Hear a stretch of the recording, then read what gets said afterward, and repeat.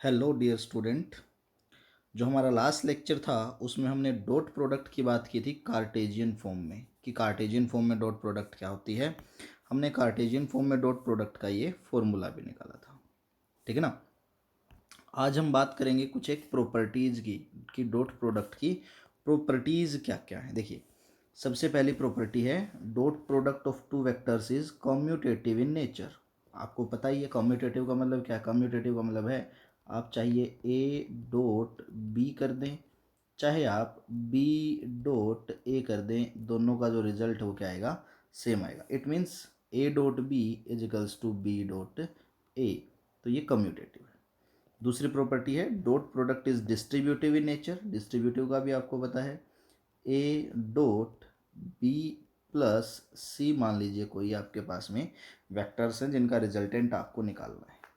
तो डिस्ट्रीब्यूटिव का मतलब आप ये ब्रैकेट को सिंपली सॉल्व कर दें, चाहे A dot B plus A dot C, same result आपके पास में आएगा। ठीक है ना। तो ये है डिस्ट्रीब्यूटिव प्रॉपर्टी।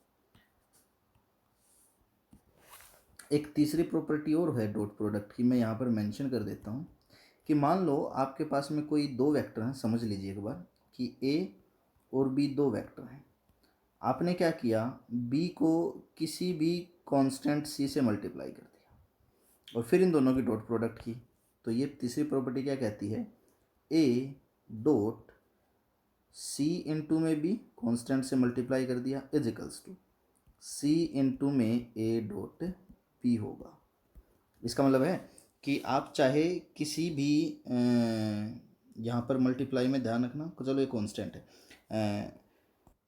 इसका मतलब है कि आप चाहे किसी वेक्टर को पहले किसी स्केलर से मल्टीप्लाई करें, ये स्केलर है आपके पास में, ध्यान रखना। ठीक है ना। किसी स्केलर से मल्टीप्लाई करें, बाद में उसका डॉट प्रोडक्ट निकाल दें किसी दूसरे वेक्टर के साथ, या पहले दो वेक्टर्स का डॉट प्रोडक्ट निकालें और रिजल्ट को किसी स्केलर से अगर आप मल्टीप्लाई करेंगे तो आंसर पे कोई भी फर्क नहीं पड़ेगा। ठीक है ना। तो देखिए, डॉट प्रोडक्ट की प्रॉपर्टीज़ थी, एक तो कम्यूटेटिव है, ए डॉट बी बराबर बी डॉट ए है। दूसरा डिस्ट्रीब्यूटिव है, A dot B plus C बराबर A dot B plus A dot C है। तीसरा, स्केलर के साथ मल्टीप्लाई करेंगे तो कोई भी इफेक्ट नहीं होगा। ठीक है ना।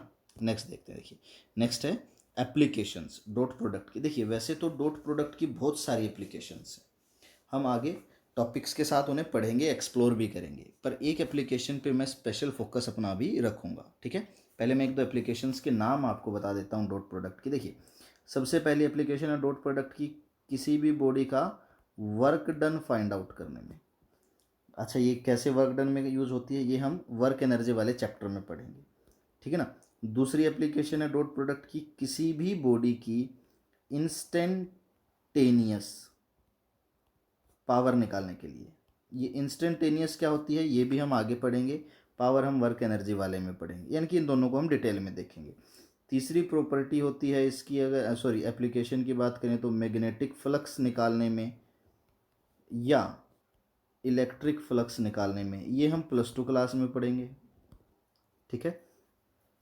जिस प्रॉपर्टी की मैं अब बात करूंगा, जो हम अभी पढ़ेंगे, वो है fourth one, projection of A vector, projection of A vector over another vector. ये हम अभी पढ़ेंगे। ठीक है ना। ये हम अभी देखेंगे, डिटेल में देखेंगे इसको हम कि ये क्या है। देखिए ज़रा, अभी हम बात करेंगे प्रोजेक्शन की। मैं हेडिंग आप डाल लेना, प्रोजेक्शन ऑफ ए वेक्टर में एक छोटा सा एग्जांपल दिखा देता हूँ। देखिए एक बार, लेट अस सपोज मैंने कह दिया मेरे पास में ये है कोई वेक्टर ए, और यहाँ पर ये है कोई वेक्टर मेरे पास में, मान लीजिए बी। दोनों के बीच में कोई एंगल है थीटा। ठीक है ना। और मैंने आपसे पूछ लिया कि आपको बताना है प्रोजेक्शन ऑफ बी ओवर ए क्या होगा। ठीक है ना। अब इसको कुछ ऐसा समझिए, यहाँ पर मैं प्रोजेक्शन से मेरा मतलब है कहने का शेडो। ठीक है ना। बी की ए के ऊपर शेडो क्या होगी।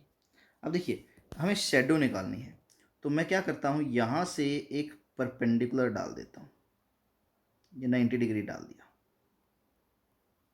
ठीक है ना। अब मान लो ये कोई ट्रायंगल है, मैं नेमिंग कर लेता हूँ इसकी। देखिए, ये कोई पॉइंट मान लीजिए पी है, ये कोई पॉइंट मान लीजिए क्यू है, ये कोई पॉइंट मान लीजिए आर है। अब देखो पी आर, जो पी से आर तक की वैल्यू वो तो मेरी वेक्टर बी के बराबर होगी, और मान लीजिए यहाँ पर कोई पॉइंट एम है, मान लो पी से एम तक की वैल्यू मेरी किसके बराबर है, वेक्टर ए के बराबर। लेंथ तो इसकी यहीं से यहीं तक है भाई ए की। अब मुझे क्या बताना, प्रोजेक्शन ऑफ बी ओवर ए, मुझे शेडो बतानी है। तो जो मेरा परपेंडिकुलर डला है, परपेंडिकुलर के बाद ये डिस्टेंस कितनी रह गई, मैं किसी अलग कलर से दिखा देता हूँ। पी से लेकर के यहाँ तक क्यू तक की जो डिस्टेंस है, ये मेरी क्या है, प्रोजेक्शन। तो जो मेरा पी क्यू है, ठीक है ना, पी से जो मेरा क्यू तक की वैल्यू है वो क्या है, मेरा प्रोजेक्शन है बी का, किसके ऊपर, ए के ऊपर। ठीक है, तो प्रोजेक्शन कुछ नहीं होता है, परपेंडिकुलर डिस्टेंस होती है। ठीक है ना। अब देखो मुझे ये पी क्यू निकालना है, इसको निकालना बड़ा आसान है, ज़्यादा सा मुश्किल नहीं है। अब पी क्यू हम कैसे निकाल सकते हैं, देखिए ये आपके पास में जो है एक राइट एंगल ट्रायंगल बन गई। इस राइट एंगल ट्रायंगल की बात करूँ अगर मैं आर पी क्यू की, मैं लिख देता हूँ ट्रायंगल आर पी क्यू। अगर मैं इस राइट एंगल ट्रायंगल की बात करूँ तो देखिए मेरे पास क्या होगा, पी क्यू मेरा बेस हो गया, बेस अपोन में हाइपोटेन्यूज क्या हो गया, पी आर इजिकल्स टू किसके बराबर आ जाएगा, कोस थीटा के आ जाएगा। ये तो आप इजीली कह ही सकते हो, इसमें तो कोई प्रॉब्लम है ही नहीं। मुझे क्या निकालना है, पी क्यू। तो यहाँ से मेरा पी क्यू की वैल्यू क्या आ जाएगी, पी आर इंटू में कोस थीटा के। तो मेरा जो पी क्यू है वो मेरा प्रोजेक्शन है, और ये किसके बराबर आ गया, पी आर यानी कि बी इंटू में कोस थीटा के। अब अगर मुझे बी कोस थीटा की वैल्यू मिल जाए तो मेरा काम चल जाए। ये मान लो कोई इक्वेशन 1 आ गई मेरे पास में। अब देखिए we know that vector A dot vector B is equals to magnitude of A magnitude of B into में कोस थीटा। मुझे किसकी वैल्यू चाहिए, बी कोस थीटा की। तो बी कोस थीटा एक तरफ कर लेता हूँ, बाकी सबको एक तरफ ले जाता हूँ।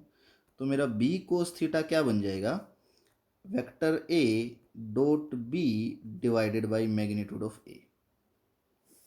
ठीक है ना, ये बन जाएगा मेरे पास में बी कोस थीटा।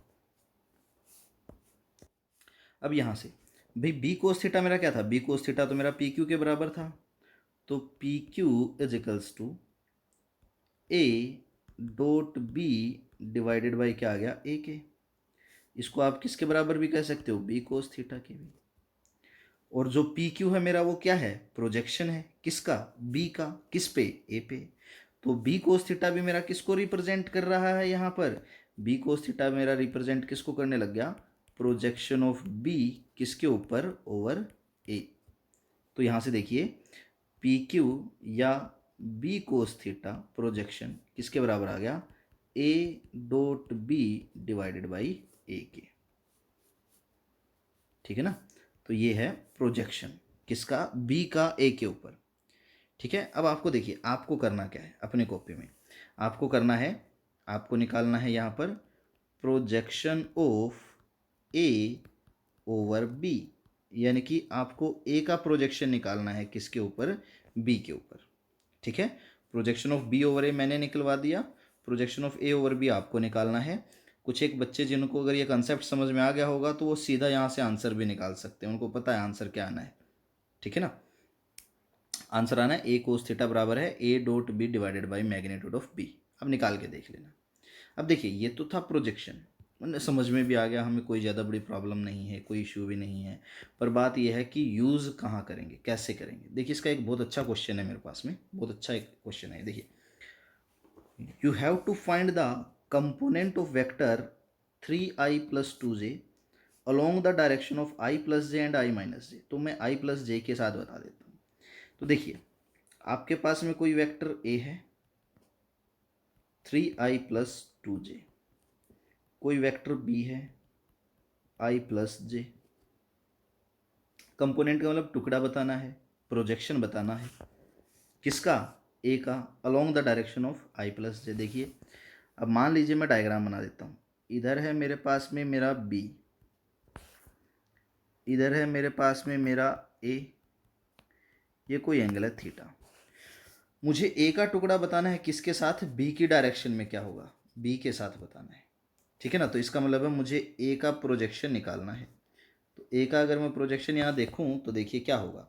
तो मैं यहाँ फॉर्मूला लिख देता हूँ, A dot B is equals to A B cos theta. अब मुझे तो ए का प्रोजेक्शन चाहिए, ए का प्रोजेक्शन यहाँ क्या आएगा, ए कोस थीटा आएगा। यही बनेगा, ट्रायंगल में देख लेना आप। मुझे ए कोस थीटा चाहिए, तो ए कोस थीटा की वैल्यू मेरे पास में क्या आ जाएगी, A dot B divided by क्या आ जाएगी, बी। ठीक है। अब मुझे ए कोस थीटा मिल जाए, अगर मुझे ए डॉट बी पता लग जाए तो चलो भाई ए डॉट बी पता कर लेते हैं। ए डॉट बी क्या होगा मेरा, मुझे इन दोनों का डॉट प्रोडक्ट निकालना पड़ेगा। तो ए डॉट बी, अब ये देखो दोनों कार्टेशियन फॉर्म में है, इसके साथ आई अकेला है तो 1 से मल्टीप्लाई कर दूँ, जे अकेला है तो इसके साथ भी 1 से मल्टीप्लाई कर दूँ। तो आई वाले कोफिशेंट की मल्टीप्लाई तो 3 इंटू में 1, प्लस में जे वाले की तो 2 इंटू में 1, तो कितना आ गया ए डॉट बी मेरे पास में, ए डॉट बी आ गया मेरे पास में 5। ठीक है। यहाँ तक किसी को कोई किसी भी तरह का डाउट है तो एक बार पूछ लेना डाउट सेशन में, ठीक है ना। तो ये आ गया ए डॉट बी। अब मुझे मैग्नीट्यूड ऑफ बी चाहिए, कोई बात नहीं भाई, बी का मैग्नीट्यूड निकालना तो हमने सीखा है। कोफिशिएंट जो भी आई के साथ उसका स्केयर, जे के साथ जो भी कोफिशिएंट उसका स्केयर, और होल अंडर द रूट। तो बी का मैग्नीट्यूड कितना आ गया, अंडर रूट 2। तो यहाँ से मेरे पास में प्रोजेक्शन क्या बन जाएगा, देखिए अब यहाँ से प्रोजेक्शन अपने पास में बन जाएगा A cos theta is equals to A dot B क्या आ गया 5, और बी कितना आ गया √2, 5/√2। पर अभी ये पूरा नहीं हुआ, मैंने पीछे फॉर्मूला भी जानबूझ करके आधा छोड़ा हुआ है, अभी पूरा करेंगे इसको, अभी एक सेकंड रुकिए। अब देखो एक चीज़ सोचो, जब मेरे पास में वेक्टर ए एक वेक्टर क्वांटिटी है तो इसका यहाँ पर जो कंपोनेंट होगा वो भी क्या होगा, एक वेक्टर क्वांटिटी होगा। और यहाँ पर तो हमें सिर्फ उस वेक्टर का क्या मिला है, मैग्नीट्यूड मिला है। तो मेरा प्रोजेक्शन पूरा हो जाए अगर मुझे इसकी क्या मिल जाए, साथ में डायरेक्शन भी मिल जाए। ठीक है ना। अब डायरेक्शन कैसे निकालेंगे, अब देखिए, अब मेरा इस ए का टुकड़ा किसके साथ जा रहा है, बी की डायरेक्शन में जा रहे हैं, तो इस टुकड़े की डायरेक्शन भी वही होगी जो बी की डायरेक्शन होगी। और हमने पढ़ा था किसी भी वेक्टर की डायरेक्शन कौन देता है, उसका यूनिट वेक्टर देता है। तो अगर मुझे बी की डायरेक्शन मिल जाए तो मुझे प्रोजेक्शन की भी डायरेक्शन मिल जाए, और बी की डायरेक्शन कौन देगा, उसका यूनिट वेक्टर देगा। और एक फॉर्मूला हमने यूनिट वेक्टर का भी पढ़ा था, अगर आपको पीछे से लेक्चर्स में ध्यान हो, लिखा भी होगा कि unit vector is equals to vector divided by magnitude of vector. तो बी की डायरेक्शन क्या आ जाएगी, वेक्टर बी यानी कि I plus J divided by magnitude of B यानी कि √2। अभी निकाला है मैग्नीट्यूड। तो यहाँ से मेरा प्रोजेक्शन क्या आ जाएगा, देखिए ए कोस थीटा इंटू में डायरेक्शन के लिए किसी वेक्टर से मल्टीप्लाई कर दिया मैंने, is equals to 5/√2 multiplied by unit vector क्या आ जाएगा, आई प्लस जे बाई √2। आप इसको सोल्व करेंगे तो क्या आ जाएगा, 5/2 आई प्लस जे। ठीक है ना। कई बार मैंने आपको पहले भी बताया है, मैं रिमाइंड भी करवा देता हूँ, काफ़ी बार पूछा जाता है what is the use of unit vector, unit vector का काम क्या है। तो यूनिट वेक्टर क्या करता है, किसी भी स्केलर क्वांटिटी को कन्वर्ट कर देता है किसमें, वेक्टर क्वांटिटी में। तो स्केलर को अगर वेक्टर में बदलना है तो हम यूनिट वेक्टर का यूज़ करते हैं, मैंने आपको पहले भी बताया है। ठीक है। अब यहाँ पर फॉर्मूला पूरा कर लेते हैं। देखिए अब पी क्यू के ऊपर अगर मैं वेक्टर साइन लगाऊँ, इसको वेक्टर बनाऊँ, तो मुझे क्या करना पड़ेगा, यहाँ पर एक वेक्टर यूनिट वेक्टर से मल्टीप्लाई करना पड़ेगा, और वो यूनिट वेक्टर कौन होगा, जो ए होगा। ठीक है। तो ये है बेटा प्रोजेक्शन, आपको निकालना है। अब देखो दो चीज़ करनी है, एक तो प्रोजेक्शन निकालना है ए का ओवर बी के ऊपर, दूसरा इस क्वेश्चन का जो बचा हुआ सेकंड पार्ट है वो भी आपको सोल्व करना है। ठीक है, आई माइनस जे के साथ बताना है। तो ये है प्रोजेक्शन। आज के लिए सिर्फ इतना ही, अपने नेक्स्ट लेक्चर में हम क्रॉस प्रोडक्ट को स्टार्ट करेंगे। तब तक के लिए thank you, have a great day ahead.